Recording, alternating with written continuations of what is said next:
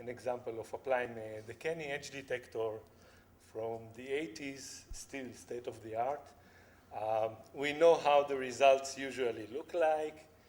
We can get good edges for objects that are box-like or polygonal, and somewhat less good results for smooth shapes and for textured objects. But actually, what I want to tell you about is not about applying edge detection to natural images, but to some different kinds of images, like this one. What you see here is an electron microscopy image of lattice, the vegetable. And what you can see are the white stripes here are photosynthetic membranes of the lattice. And we got this data from Professor Ziv Reich from Weizmann. And what they wanted us to do is to separate the membranes and find the boundaries. They wanted to use them in tomographic three-dimensional slices to recover the three-dimensional structure of these membranes. Now these pictures, I hope you can see this well on the screen, is of course very noisy and the edges are very weak.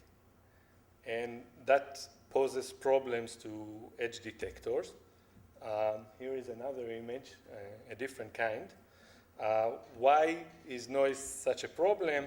If we zoom into a noisy picture and look at the profile of intensity on either side of an edge, we can see that one side is indeed brighter on average than the other side of the edge, but the contrast is fluctuating, and in certain places there are even contrast reversals. So obviously this should be difficult to deal with. So what do existing methods do? The most common way to overcome noise is to simply apply Gaussian smoothing and then edge detection. This is what is done in many edge detectors like Kenny and others. Today we have better noise reduction schemes, anisotropic diffusion, non-local mean. I'm not sure that people really use them for edge detection, but it's interesting to see what can come out of these methods. But what is the problem? Why is still so there are methods that can deal with noise. Why are we here talking about this problem? If we look, for example, at denoising with Gaussian, and here is a piece of this image that we saw before, and we smooth the image with a Gaussian, we can see, is this clear? I'm not sure. But what you can see is that the noise is indeed eliminated slowly by the Gaussian as we increase the scale, but at the same time also the contrast within the edge is diminishing. This is a well-known problem. So in anisotropic diffusion, this is an example of 1D Beltrami. What people try to do is to smooth along the edge and not across the edge according to the gradient.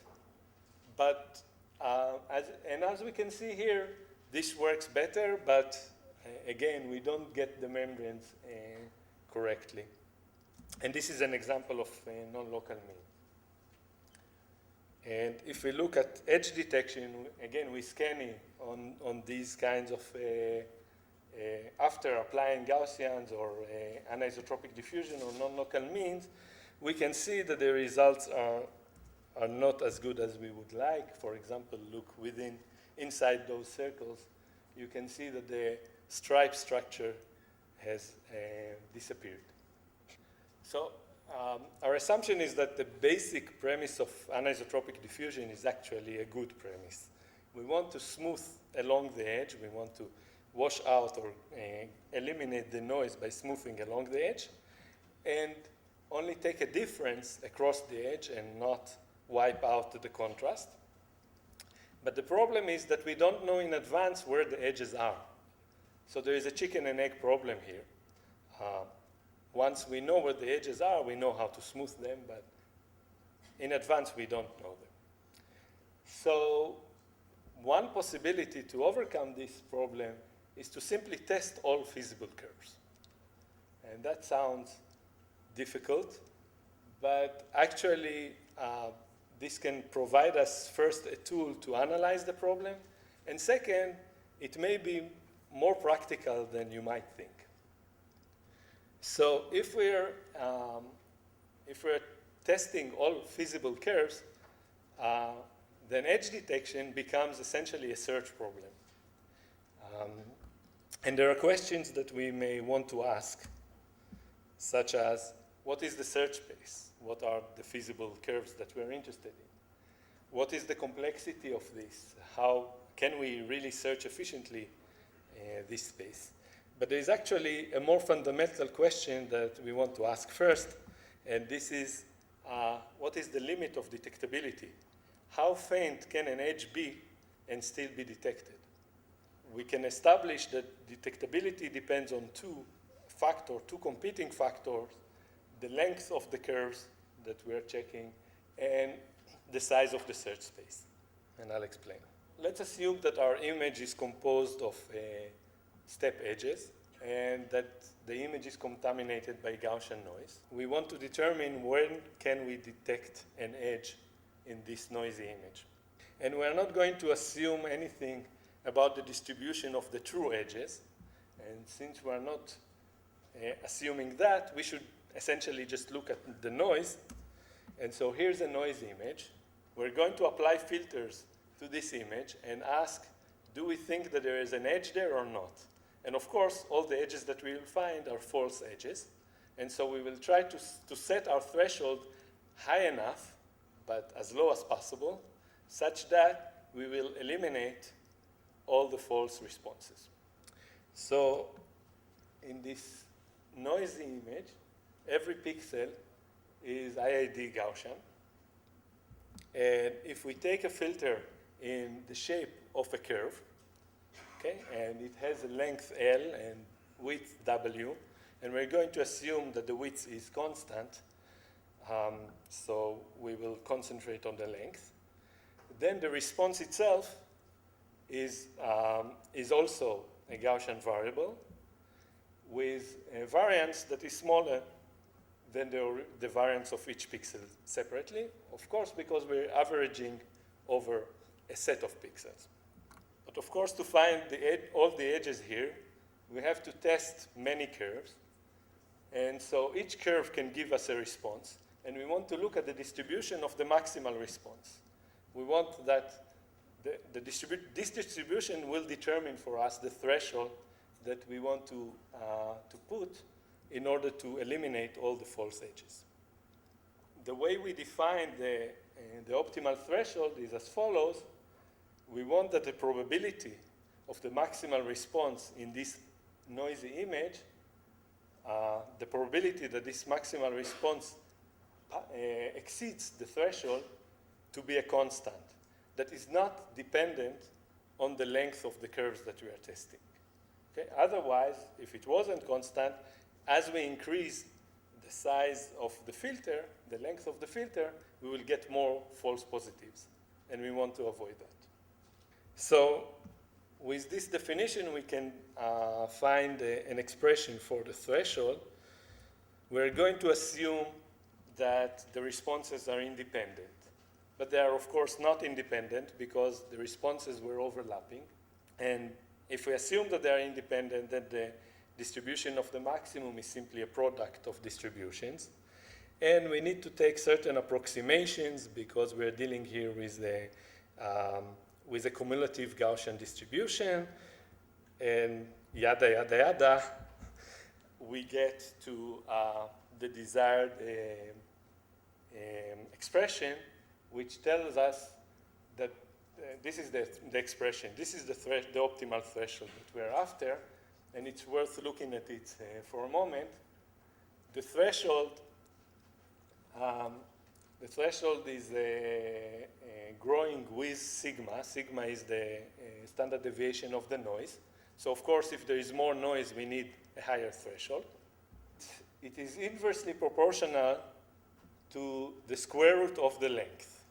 So this means that when we apply to a longer curve, then we average over more of the noise, and so we can reduce the threshold, so that makes sense.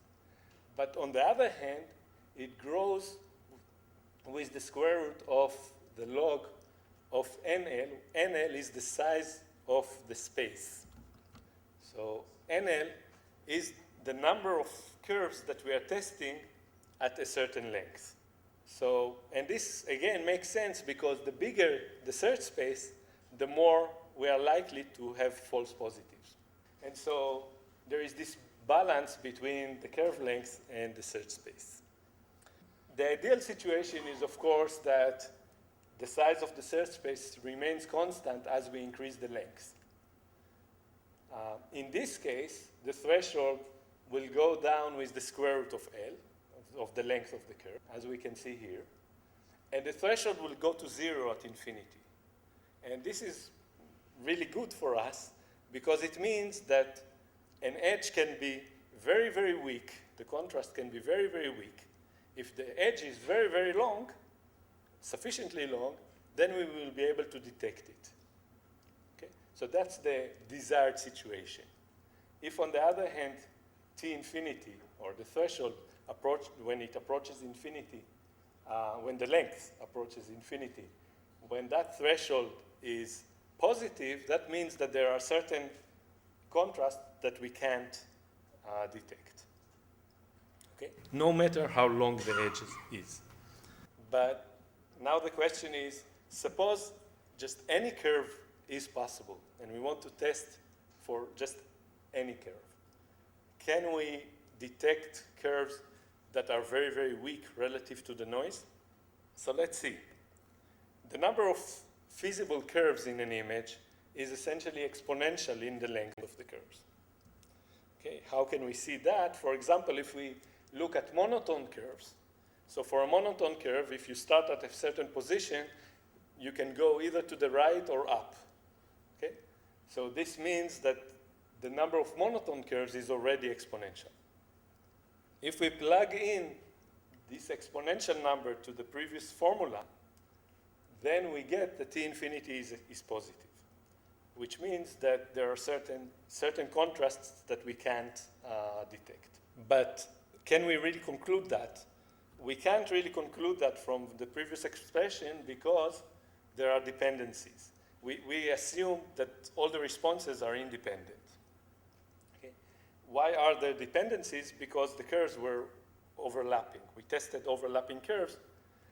But what we can say, on the other hand, that the threshold that we're obtaining with that expression is actually, it can actually become lower if we take into account the dependency. So there is a chance that T infinity will be 0 in this case. So if we take into account the dependency, the question is, can we give an expression for this T infinity? And the answer is we don't know how to do it now, but we can find a lower bound on T infinity. And we'll do that by looking at monotone curves. Okay? So let me explain how we get the lower bound. Suppose we start from this point, okay? And we want to look at the monotone curves that goes either to the right or up. And what we want to do is to see what is the distribution of the maximal response here, because that distribution determines the threshold, okay? And so we will use a greedy procedure. We would look at the two neighbors of this point and select the one that gives a higher response. Okay, let's assume that this is the one. Then look at the two neighbors of this point and take the highest response, and again, and notice that every time we look at two new points in this image, we get a curve. This curve is has certainly more response than, for example, if we chose the other curve that was optional in every step. Now, we know that every pixel here is Gaussian. But if we look at the pixels along this curve, those pixels were chosen to be the maximum of 2 Gaussian variables. And so the distribution of every pixel here is simply the maximum of 2 Gaussians. And if we look at this distribution, where the response of a curve is essentially an average along the curve, and that average approaches, according to the law of large numbers,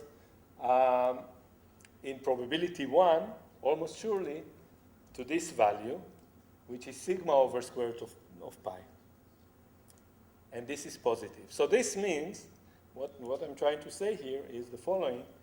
If you take a noise image and apply a filter to find a monotone curve, and you look at a very, very long monotone curve, you surely will find a curve that has at least a response as this one. Okay? So you will surely have, if you set your threshold below that, you will surely have a false positive. Okay? No matter how long you will go. Okay? So this gives you a bound on T infinity, which should be actually even. The story is the following. We think of edge detection as a problem of applying many possible filters. Okay? Those filters should average out the noise and maintain the contrast. And with this theory, we can tell what should be the threshold, the optimal threshold, to avoid false positives, regardless of the length of the curve. Okay?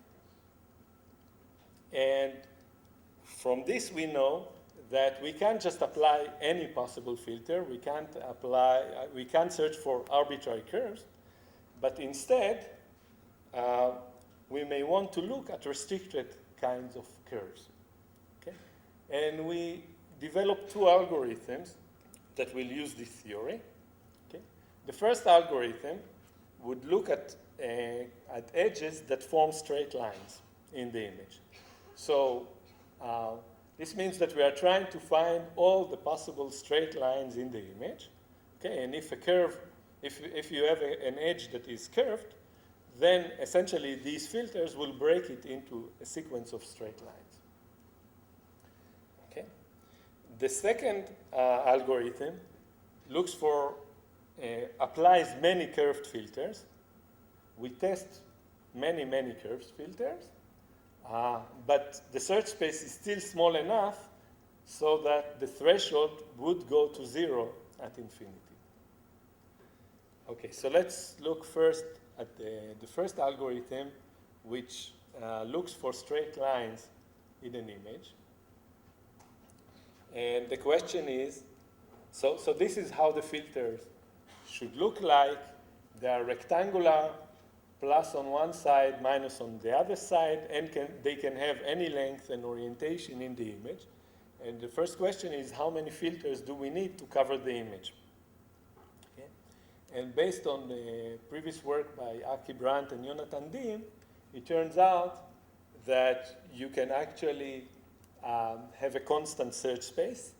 So at every level, you need to apply filters. The number of filters that you need to apply is proportional to the size of the image, the number of the size of the image, the number of pixels in the image. How is that? If we look at 2 filters that sit one next to the other, and the 2 filters are small, then there should be significant difference between the responses. But if you look at 2 long filters that sit next to one another, and the difference in their location is small, then you expect very little difference between the responses. So this means that along the length of the filter, you can, as the filter gets longer, we can sample in fewer locations.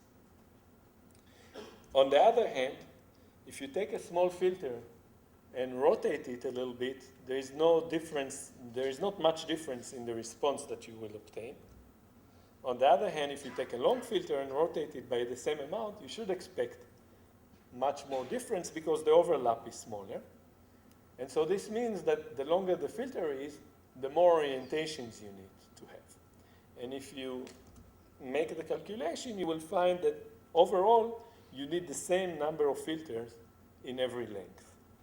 And if now you take the filters in the length of the filter to be multiples, say, of 2, then the total number of filters that you obtain will be in the order of n log n, where n is the size of the image, the number of pixels in the image. And you can also compute those responses in time that is n log n. So you do this recursively. So let's start at every point. We will take a filter of length 1 in 4 different possible orientations. Okay, we'll place that on the grid of the image. Okay, and we put this at every point here, and so this tiles the entire image. Okay, so these will be the responses of length 1. We essentially accumulate every side of the filter, the plus and the minus side, separately. Actually, they are taken at the same time, and we only afterwards take the difference between them. Now, given that we computed responses of length 1, we compute from them the responses of length 2. From length 2, we compute the length 4, etc., by the following procedure. From these 4 responses, we create 4 length 2 responses simply by taking the averages of 2 neighboring responses, a red and a blue one, a red and a blue one. We get 4 responses. And because we extended the length, we need more orientations. So here are the 4 new orientations. And each of these orientations is obtained by interpolating a tight parallelogram around this new orientation. Okay? So overall, we get 8 filters that come from every point of length 2. Okay? And at length 4, we will have 16, etc. At the same time, we will sample them. We will sample fewer of them. So overall, we will get something like 4 times the number of pixels responses. So this is how we compute all the straight lines in the image, or almost all the straight lines in the image.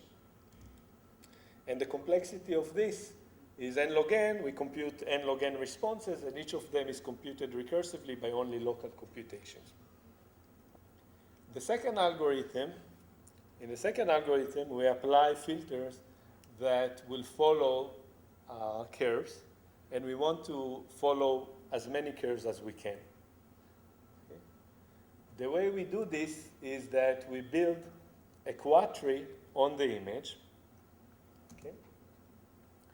And in this quadtree, at every tile, for every pair of points in the side of the tile, so for every pair of points here, these ones and these ones and these ones, etc., for each of them, we are going to store the best curve that starts at that point and terminates at this point. And we will do this recursively. Okay? We start at the bottom level by computing the straight responses between pairs of points in every tile. So there are many pairs of points like this, and for each pair of points, there is a response to a straight edge at this level. Okay? And then when we go to the next higher level, we want to find the best curve from, say, this point to this point. We look at the previous level and take all the possible paths from this point to that through these 4 tiles and select the best of those. So this is like a dynamic programming procedure that extracts as it goes up, the best curves in the image. And this structure is essentially generalizing the beamlet transform of Donovan. Okay, in that case, he looked only at straight lines. Here we're taking the best curve that we can obtain. This is how a filter looks like. Okay? It can take essentially any shape within a tile. There is a starting point and end point within a tile, both of them on the sides of this big tile, and it is composed of subcurves from a previous tile, and the filter essentially take plus on one side and minus on the other side. So how complicated it is to do this algorithm? The first question is how many curves we store in this process, how many best curves we obtain when we do this. And the answer is not many. The number is 6n. N is the size of the image, the number of pixels in the image. So it's very much like the previous case. Overall, we store n log n curves. How long does it take to compute those curves? Okay, if we restrict ourselves to monotone curves, we get an order of n squared. N is the size of the image, so this is no longer very cheap. But we will see that we're going to, we're actually testing many, many possible curves when we do this. Okay? Why is the complexity higher than this n log n? The reason is this dynamic programming. We have to choose the best curves along the way. But the interesting question is how many curves are scanned, which means so we choose n log n curves, but from how many curves, how many of the possible edges we actually test for? And the answer is that the number looks like L to the power of log n. So it's a super polynomial number of curves, but it is still sub-exponential, and because of that, it means that the threshold should go to 0. So to wrap up this part, we're applying this quadtree beamlet-like data structure in a dynamic programming fashion to compare this number of curves, this big number of curves. Okay, now we can ask how does the threshold behave in these two methods. When we look at straight line with rectangular filters, we said that at every level we test exactly the same number of curves, of straight lines. And so the threshold should go down with the square root of L, the length of the curve. And this is what we see both theoretically and empirically simply by testing how many false positives we obtain in an image that contains Gaussian noise. Okay? In the second case, when we looked for the curved filters in this beamlet-like data structure, overall the threshold behaves very similarly. It goes down more slowly, the length to the power of minus 0.3, more or less. But it still goes to 0. So this means that even in this large set of curves, if the curve is very, very weak, but it's still sufficiently long, we will be able to detect it. So overall, our edge detection algorithm looks like the following. At the first stage, we apply edge filters. And those filters can be straight lines using the first construction that I showed. Each of them can have its own length and its own orientation.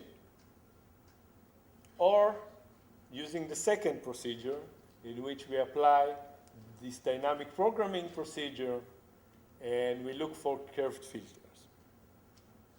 Okay? Once we compute these responses, we compare them with this threshold, which we computed analytically in this method. Okay? Each curve has its own threshold, which depends on its length. and we only accept curves if they exceeded that threshold. But we need one more step, and we call it a recursive decision process, and that is something that you will not find in the usual edge detection algorithm. The reason is the following. If you have a response to a long edge, for example, as you see here, this response could be obtained when the edge is indeed long, or could be obtained also if the edge is very short, but the contrast is very high, and we average that with essentially no response. So we have to separate between those two cases and make sure that the response that we obtain is consistent along the entire curve.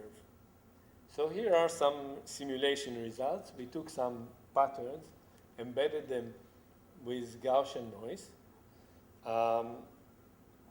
We tested very low SNRs between 0.8 and 2. Here you see, for example, SNR of 1.8, which is 5 dB. So we're in the region that is close to 0 dB. And we measured, so we applied our edge detectors and several others. You can see here the list. And check the results according to the F measure, which combines the recall and precision values for the detection. And what we obtain on average on all of these three patterns in these low SNRs, we obtain that both the curve responses and the straight responses get a very high F measure that is between 50% and even double the rest of the algorithms, as you can see here. And it seems that it works very well in SNR between 1 and 2, and the existing methods start catching up at higher SNRs. Okay, we tested Kenny, Sobel, the algorithms that came from Berkeley, PB, and BEL, and also algorithms that use wavelets, like curvelets, etc. And going back to the original image of the photosynthetic membranes, you can see here those dense structures, and you can see essentially the mess that is produced by Kenny versus the very nice structures here that we obtain with our algorithm, in this case with the straight line algorithm, which is slightly more stable, I should say. Here is a bigger piece of this kind of images. Again, notice, so Kenny works very well in the well-separated membranes, but you can see those places which have clear stripe patterns, but these stripe patterns is missed by Kenny, and these stripes patterns is clearly visible in our results. Here is another type of image.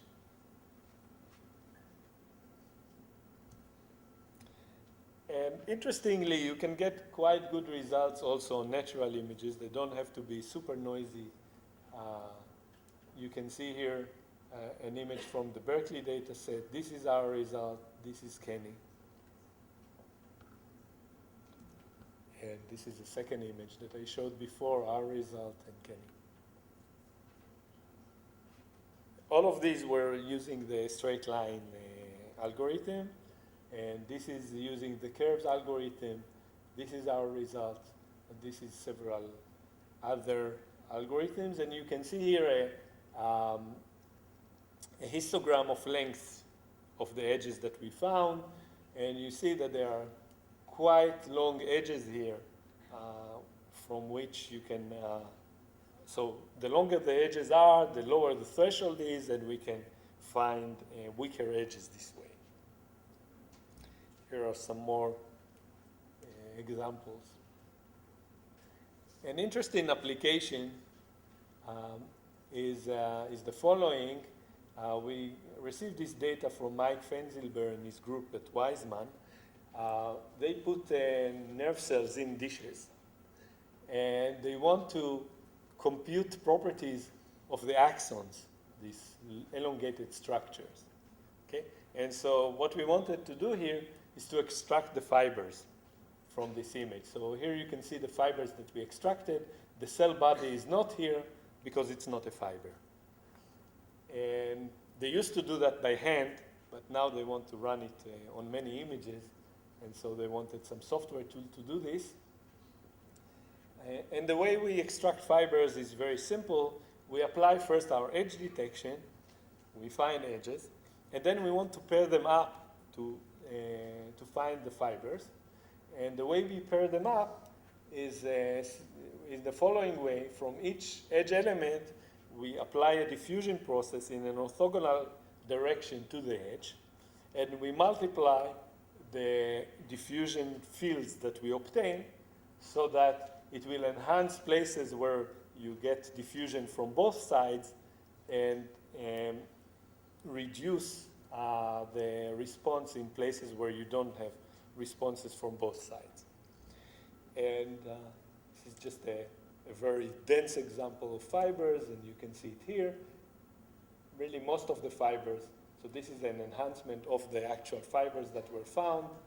Most of them are here, except perhaps in places where the fibers are very thick. This is, so we built this and gave them this software, and they tested several cells by hand. And you can see here the length of the axon and the total length of all the axons and the length of the largest axon in manual, doing by manually on the screen versus our results, and the differences are in few percent. So to conclude, I think that edge detection is actually worth a second look.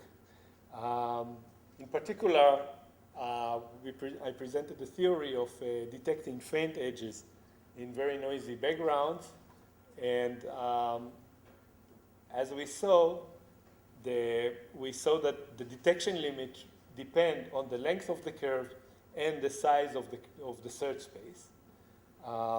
There were two algorithms here. One uses straight lines, and one uses curves that it searches over a very large set of curves.